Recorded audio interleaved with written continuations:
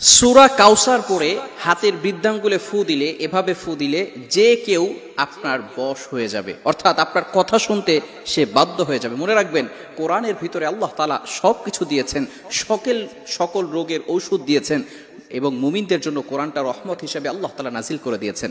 আল্লাহ তাআলা পবিত্র কোরআনুল কারীমের ভিতরে নিজেই বলে দিয়েছেন। আপনি পবিত্র কোরআনুল কারীম খুলেন, 15 নম্বর পারা 9 নম্বর পৃষ্ঠার 2 নম্বর লাইন, সূরা বানী ইসরাঈলের 82 নম্বর আয়াতে রব্বুল আলামিন বলেন, ওয়ানুনাজ্জিলু মিনাল কুরআনি মা হুয়া শিফাউন ওয়া রাহমাতুল লিল মুমিনিন। আমি আল্লাহ তাআলা এই কোরআনটা মুমিনদের জন্য রহমত স্বরূপ, শেফা স্বরূপ নাজিল করে দিয়েছি। এই কোরআনের ভিতরে আল্লাহ তাআলা সব কিছু দিয়েছেন। অনেক সময় স্ত্রী স্বামীকে বাধ্য করতে চায়, স্বামী পরকীয়ায় লিপ্ত হয়ে যায়, স্বামী অবৈধ সম্পর্কে চলে যায়, স্বামী মদ খায়, হারাম কাজ করে, অন্যায় কাজ করে, সুদ খায়, ঘুষ খায়, স্ত্রী অনেক কথা বলে, স্বামী কোনো কথা শোনে না। এই হালাল ভাবে চালানোর জন্য, সঠিক পথে আনার জন্য কোনো স্ত্রী যদি তার স্বামীকে এরকম বশ করতে চায়, বাধ্য করতে চায়, তাহলে কোনো আপত্তি নেই। মনে রাখবেন, এই বশ করার জন্য অবশ্যই খারাপ কোনো কাজ করা যাবে না। অনেকে আছে গার্লফ্রেন্ড বয়ফ্রেন্ড, অনেক বয়ফ্রেন্ড তার গার্লফ্রেন্ডকে ইমপ্রেস করার জন্য অথবা বশ করার জন্য এই ধরনের কাজ যদি করেন, কখনো এটা আপনার দ্বারা ফায়দা হবে না এবং এর দ্বারা আপনি কোনো উপকৃত পাবেন না। মনে রাখবেন, হালাল যেই কাজগুলো আছে সেগুলোর মাধ্যমে আপনি বশ করতে পারবেন। অনেক সময় অফিসে কিছু বস আছে, তারা অনেক সময় যারা কাজের লোক আছে তাদের সাথে খুব খারাপ ব্যবহার করে, অনেক সময় বাজে বিহেভ করে, তাদেরকে ঠিক করার জন্য, যাতে করে ভালো ব্যবহার করে। এই বসকে বশ করার জন্য, বসকে নিজের বাধ্য করার জন্য এই ধরনের কাজ করা যাবে। অনেক সময় স্ত্রী পরকীয়ায় লিপ্ত হয়, স্বামী তাকে নিজের বাধ্য করতে চাইলে আমলটা করতে পারেন। সূরা কাউসার খুবই গুরুত্বপূর্ণ একটি সূরা।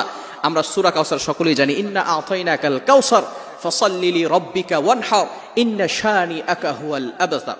এটা হাতের বৃদ্ধাঙ্গুলে ফু দিয়ে যদি কাউকে বশ করতে চায়, আমি নিয়মটা বলে দেব কিভাবে বশ করবেন। আসুন এটা ভালো করে জেনে নেই, কিভাবে আমরা সূরা কাউসার পড়ে এটা বশ করব।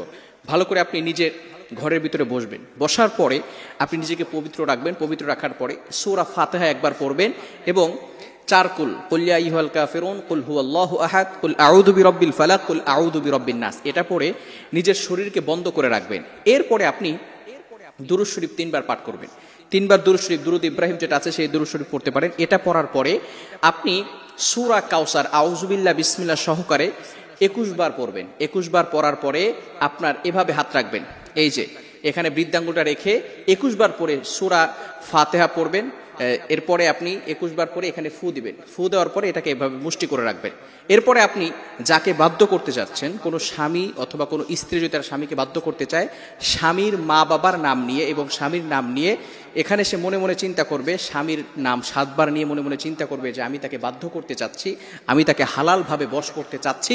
এটা মনে করে সে আঙ্গুলটাকে তার স্বামী মনে করে এরপরে সেটাকে বশ করার জন্য এভাবে চাপ দিয়ে ধরে রাখবে। কিছু সময় ধরে রাখার পরে এরপরে সে দুরূদ শরীফ আবার 3 বার পাঠ করবে।